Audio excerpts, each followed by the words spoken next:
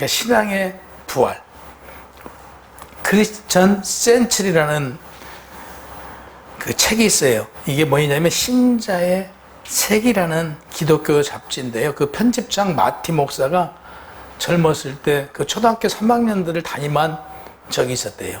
초등학교 3학년 학생들한테 그 부활절에 대해서 니네가 그 느낀 대로 상자를 하나 주면서 거기다가 너 갖고 와봐라 그랬더니 거기다가 계란을 넣어 갖고 오는 사람도 있는가 하면 꽃을 넣어 갖고 오는 아이들도 있고 뭐 별의별 것을 다 넣어 갖고 왔더래요. 근데 한 아이가 그 아이 이름이 스티브라고 하는 아이인데 이 아이는 빈 상자를 가져왔더래요. 그래서 그 아이한테 물어봤대요. 왜 너는 빈 상자를 가져왔느냐 했더니 그 아이가 하는 얘기가 예수님 무덤에는 비었기 때문에 자기는 빈 상자를 가져왔다고 그러더래요. 그래서 이 마티 목사가 굉장히 신앙에 도전을 받았대요. 그래서 충격을 받았다라는 얘기를 해요. 예수님의 얘기는 사실 우리가 존재하는 엄연한 사실이지만 그렇잖아요. 예수님 자체는 신비잖아요. 그 신비라는 단어 자체가 신비는요 우리가 현실이 있지만 우리가 알 수 없는 거예요. 그러니까 우리 머리로는 그 신비를 깨달아질 수가 없는 게 신비예요. 그러니까 예수님 자체가 신비인데 그걸 우리 머리로 예수님을 깨달으려고 하고 이해하려고 하는 거 이 자체가 이해가 안 되는 거예요. 실질적으로 예수님께서 이 땅에 오셔서 뭐 하셨어요? 병자를 고치시고요, 죽은 자를 살리시고요, 귀신을 쫓아내고 이런 모든 일들이요 선한 일만 하셨잖아요. 사람을 해하는 일을 안 하셨잖아요. 실천하고 사랑이 이 안에서 싹트해야 돼요. 우리 안에 사랑이 없으면요 우리 안에는 뭐가 없다고요? 하나님이 안 계시는 거예요. 우리 안에 사랑이 싹트고 사랑이 있을 때 우리는 누구의 사람? 하나님의 사람이 되는 거예요. 예수님께서 병자를 고치시고 장님 눈을 뜨게 했어요. 5,000명. 마태복음 26장 47절 58절에 보면 유다와 함께 대제사장들과 장로들이 종들이 큰 무리를 갖고 예수님을 잡으러 오잖아요. 예수님을 잡으러 왔을 때 큰 무리들이 칼을 가지고 왔어요. 그게 누구냐면 대제사장의 종들과 장로들의 종들과 그때 보면 그 사람들을 거느렸던 것 같아요. 대제사장들도 종들을 거느렸고 장로들도 많은 이 종들을 거느리고 있었던 것 같아요. 이들을 시켜서 누구를 예수님을 잡으러 와요. 근데 뭘 가지고요? 칼을 가지고요. 무기를 가지고 예수님을 잡으러 오잖아요. 그 말고라는 자는 그러니까 이제 그 말고가 대제사장의 종이에요. 그가 예수님을 잡으려고 했을 때 베드로가 쳐버리잖아요. 죽이진 않았지만 이 귀를 잘라버리잖아요. 그러니까 베드로를 혼을 내시잖아요. 하나님의 일을 지금 네가 가로막는다라고 얘기를 해요. 이게 사랑이에요. 그 자체가. 그러면서 어디로 끌려가요? 끌려가잖아요. 그 종들한테 끌려가요. 근데 그들이 함부로 하질 못하고요. 이제 한마디로 갑시다. 그래 내가 너희를 지금 칠 수 있지만 내가 하나님께 고해서 그 무리 한 무리가 왔다고 그러거든요. 너희보다 더 많은 무리를 불러서 너희를 칠 수 있지만 하나님의 일을 그러니까 선지자들이 성경에 기록된 대로 그 일을 이루기 위해서 나는 가잖아요. 십자가를. 그래서 가서 쉽게 해서 심판을 받아요. 인간들한테 하나님이 인간들한테 심판을 받고 결국에 십자가에 매달려 죽으신단 말이에요. 자, 여기서 우리가 보세요. 능력이 있으신 분이 왜 그 십자가를 지고 골고다 언덕길을 올라가면서 얼마나 고난스럽고 고통스러웠어요. 그런가 하면 그 십자가에 달렸을 때 그 군중들이 뭐라고 그래요? 내가 하나님의 아들이거든 내려와 보래요. 그러면 우리가 믿겠다라고 그런 능력을 받잖아요. 그래도 한마디도 말씀을 안 하세요. 왜? 그건 선지자들이 기록된 대로 성경을 이루러 오신 하나님이니까.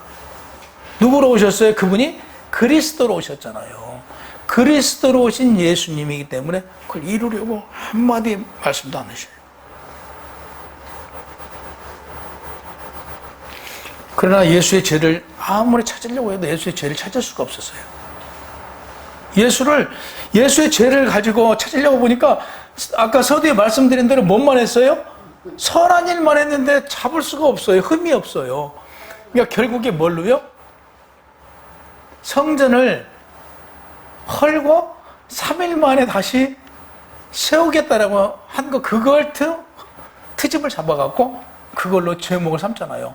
저자가 하나님의 성전을 헐고 3일 만에 짓겠다라고 거짓말을 했다는 거죠. 근데 그게 거짓말이 아니잖아요. 하나님의 성전은 건물에 있는 게 아니고 어디에 있어요? 우리 마음에 있잖아요. 그러니까 지금 사실을 말하는데 그들이 깨달지 못했을 뿐인데 그걸 제목을 삼아서 십자가에 못 박혀 죽인다고요. 사실은 십자가 사건 자체가 납득이 안 가요. 우리 머리로는 납득이 안 가요. 예수님의 사역 과정을 살펴보면 우리가 이해가 되는 거예요. 십자가에 죽지 않았으면 인류의 구원이 없었다는 얘기죠. 짐승하고 다를 바가 없어요.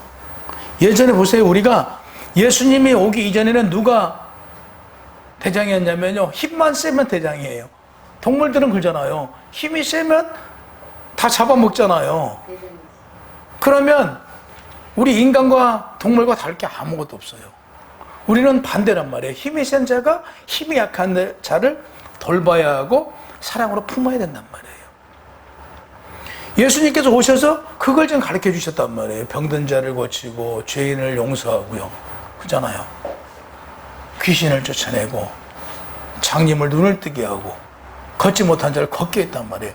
이런 걸 통해서 힘 있는 자가 약자를 보살피고 돌봐야 된다는 사실을 지금 우리에게 깨닫게 해주셨단 말이에요. 이걸 어느 정도 못 믿었냐? 예수의 부활에 대해서는요, 누가 제일 먼저, 예수님의 제자들도 못 믿었잖아요. 예수의 제자들 중에 누가? 도마가. 예수님의 그 부활을 직접 봐야 믿겠다라고 그러잖아요. 예수님과 3년간을 공생애를 같이 했던 사람도, 그래서 예수님의 옆구리에 손을 넣어서 확인을 한 다음에야 믿었어요. 그런가 하면 베드로도 마찬가지잖아요. 부인하고 도망갔잖아요. 여기서 아까 예수님을 잡으러 왔을 때요, 예수님께서는 성경을 나는 선지자들이 기록된 대로 성경을 이루려 한다라고 했을 때 제자들은 어디 갔어요? 다 도망갔어요. 이거 보세요. 다 도망갔어요. 근데 예수님의 부활은 어느 정도 능력이 있었냐? 예수님이 부활을 하니까 지금 도마가 돌아왔어요. 그죠? 그런가 하면 지금 업으로 배를 타러 나갔던 베드로를 비롯해서 7명의 사도들이 다시 돌아왔어요. 그러니까 제자들이 돌이켜서 돌아왔고 120문도들이 어디 가서 있었어요? 오순절날에 성령을 받기 위해서 세 사람. 보세요. 예수님이 가시고 성령을 받으니까 우리가 뭐가 생겨요? 새로운 사람으로, 새로운 사람이 된 거예요, 지금요. 예수님께서 실질적으로 십자가에 못 박혀 죽으시고 부활하심으로 성령이 우리 안에 들어오고 우리는 새 사람이 된 거예요. 옛 사람이 아니고 우리는 실질적으로 새 사람이잖아요. 그래서 우리는 누구라고 그래요? 하나님의 사람이라고 우리에게 칭한단 말이에요. 우리는 누구라고요? 하나님의 사람이란 말이에요, 이제는요. 근데 새로운 사람으로 됐어요. 새로운 사람이 되니까 뭐가 생겨요? 용기가 생기고 담대해진단 말이에요. 부활의 증인이 됐단 말이에요. 부활의 증인은 뭐냐면요, 이 생명은 어디에 있어요? 이미 내 생명을 버린 사람들이에요. 내 생명을 버렸기 때문에 부활의 증인이에요. 12제자들이 어떻게 했어요? 다 죽임당했잖아요. 그래서 그들을 보러 부활의 증인이라고 말해요. 그럼 우리는 지난주에 들었고 매주 우리는 뭐라고 그래요? 부활의 증인들이라고, 우리는 예수의 증인이라고 하잖아요. 예수의 증인이라는 건 죽음을 이미 초월한 사람들이란 말이에요. 죽음을 우리는 각오한 사람들이에요. 죽음을 각오하고 무엇을 증거해요? 예수의 복음을 증거하겠다라고 우리는 매주 예배 때마다 우리는 얘기하잖아요. 근데 막상 우리 그렇게 하는가 한번 생각해 보자고요. 근데 사실인즉 우리는 죽음을 두려워하지 않는다는 사실이에요. 죽음을 훌떡 넘어선 사람들이다. 이게 누구요? 증인이에요, 증인. 우리 증인. 우리는 증인이에요. 부활 사건은요, 사실 역사적인 사실이잖아요. 예수님이요, 십자가에 못 박혀 죽으신 이 신비는요, 인류의 역사상 2번도 없었어요. 딱 한 번밖에 없었잖아요. 그러니까 이게 지금 일반인들이 생각했을 때 믿어져요? 안 믿어져요. 근데 우리는 의구심은 가지만 그걸 믿기 시작하면서 그게 사실화되어 있잖아요. 그게 능력이라고 말씀드렸잖아요. 믿음의 능력이라고요. 근데 자, 세상 사람들은 어떤 상황이에요? 그들은요, 자기 머릿속에서 이해되지 않는 지식적으로 자기들이 된다 안 된다를 가름하잖아요. 근데 우리는 어떻게 해요? 세상에 없는 걸 우리는 믿고 이루어지지 않을 거, 우리가 상상도 못할 일, 신비스러운 일을 우리가 믿음으로 그 신비스러운 일이 어떻게 돼요? 사실화 되잖아요. 우리와 세상 사람의 차이는 이런 것들이에요. 그래서 믿음이 능력인 거죠. 그래서 부활과 성령 임재를 합해질 때 우리는 부활 신앙이라고 말해요. 그래서 우리가 누구와 더불어? 예수와 더불어 우리는 십자가에 못 박혀 죽었다가 예수와 더불어 우리는 십자가에서 다시 살아났어요. 부활을 했어요. 부활했는데 부활하고 뭐가? 성령이 우리에게 임함으로 말미암아 우리는 이제는 예수의 증인이 됐다는 사실이에요. 그러니까 부활만 가지고 부활의 증인이라고 말할 수 없어요. 우리 안에 누가 있어야? 성령이 있어야만 부활의 증인의 삶을 살 수 있다는 얘기예요. 성령이 없으면요, 우리는 복음도 전하지 못하고요, 우리가 죽음 앞에 두려워할 수밖에 없어요. 세상 사람들과 별반 다를 게 없다는 얘기예요. 근데 성령을 받음으로 우리는 증인의 삶을 살 수 있다. 부활의 신앙이 부활될 때 우리는 어떻게 간다? 우리 안에서 부활의 신앙이 부활될 때 우리는 생명의 역사가 일어나는 거예요. 우리가 지금 사도행전 5장을 하고 있잖아요. 계속 요즘에 사도행전을 우리가 지금 보고 있는데요. 무엇이 있을 때? 우리가 성령 안에 우리가 성령이 임했을 때 우리는 무엇을 써나가요? 사도행전을 우리가 계속 쓰여 나가는 거예요. 우리 인생이 사도행전이에요. 다시 얘기해서 우리 인생이 사도행전이라는 것은 우리가 예수의 증인, 부활의 증인의 삶을 살아갈 때, 우리가 부활의 증인일 때 사도행전을 써나갈 수 있는 거죠. 근데 예수를 믿는다고 하면서 우리는 동떨어진 삶을 산단 말이에요. 그러면 우리가 어떻게 예수의 증인이 될 수 있어요? 사도행전을 써나갈 수가 없잖아요. 사도행전은 역사서잖아요. 그러듯 현재도 우리로 말미암아 훗날 이어져 나가야 되는 거죠. 오늘 본문에 보면 베드로와 요한이 대제사장과 장로들을 경고를 무시하고 지금 복음을 전한단 말이에요. 이게 어째서 전했다고요? 성령을 받음으로 그들은 죽음을 지금 넘어섰어요. 예, 그래서 내가 복음을 전하다가 죽어도 우리는 먼 세상에 있어요. 우리에게는 영생이 있잖아요. 그러니까 우리는 죽잖아요. 죽어도 죽잖아요. 영은 살아있으므로 걱정을 안 하는 거죠.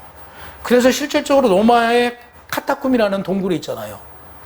카타쿰이라는 그 동굴은요, 실질적으로 누가 거기를 감시하고 그러지 않았대요. 역사적 학자들이 가면 거기는 그들 스스로가 그 동굴에 가서 깨끗한 삶을 살았대요. 그들이. 그러니까 그들은 무슨 신앙생활을 했어요? 부활의 신앙을 가지고 있었던 거죠. 예수 부활과 함께 그들은 세상에 휩쓸려서 살기 싫고 자기들은 깨끗한 삶을 그 동굴 속에 가서 공동체 생활을 한 거예요. 그 카타쿰 신앙으로, 그러니까 부활 신앙을 가지고 우리는 우리만의 온전한 신앙생활을 해야 된다는 얘기죠.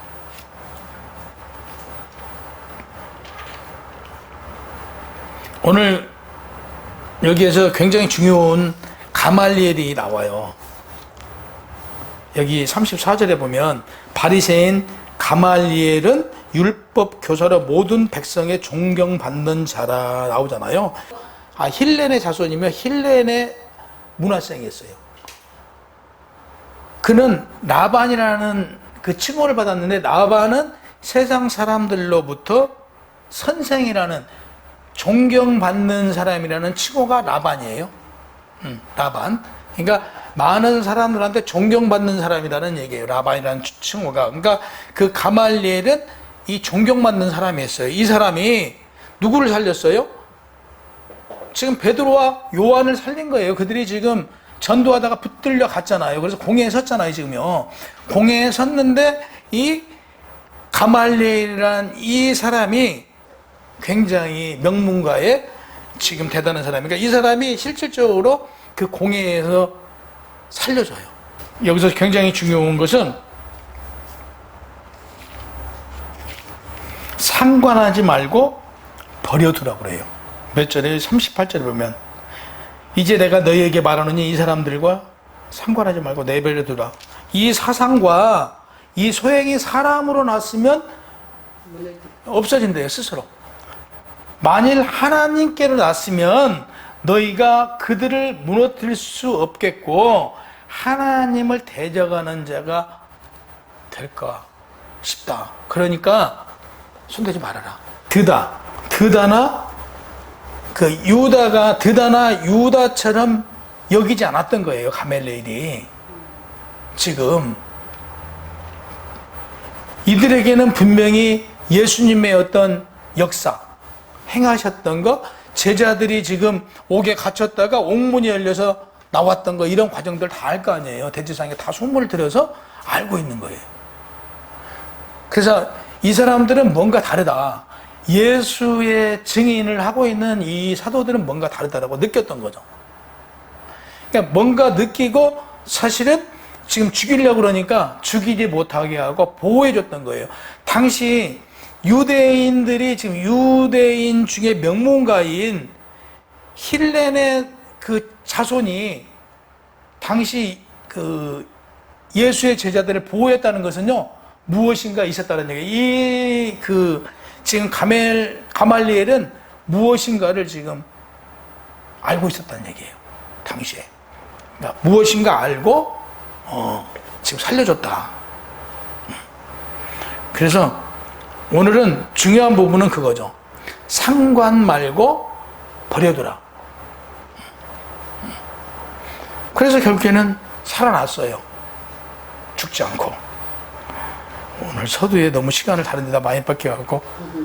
그래서 역사자 요세푸스라는 이름 많이 들어봤잖아요. 그에 의하면은 지금 성경에는 기록되어 있지 않는데요. 그가 지금 이제 천주교의 유대의 고서대사라는 그 외경에 보면 그렇게 기록되어 있어요.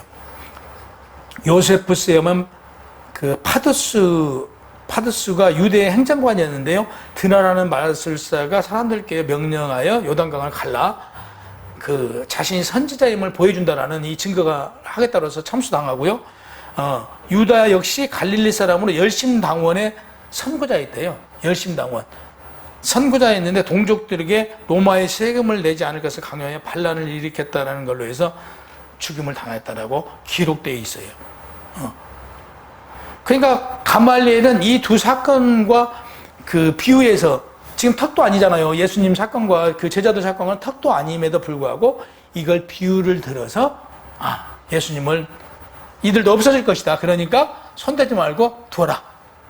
그래서 결국에 예수의 복음이 전파되도록 그 기회를 줬던 거죠. 그러니까 당시에 그 선지자들, 쉽게 얘기해서 이렇게 존경받는 사람, 학식이 높은 사람들은 그래도 뭔가 깨달음이 있었나 봐요. 그러니까 결국에 살려줬잖아요. 그래서 신비는 무엇이라고요? 우리 머릿속으로 이해할 수 없는 거. 그러니까 그 신비스러운 일이 누구다? 예수의 일은 신비스러운 일이다. 그러니까 하나님의 모든 일은 신비스럽다라고 생각하시면 돼요.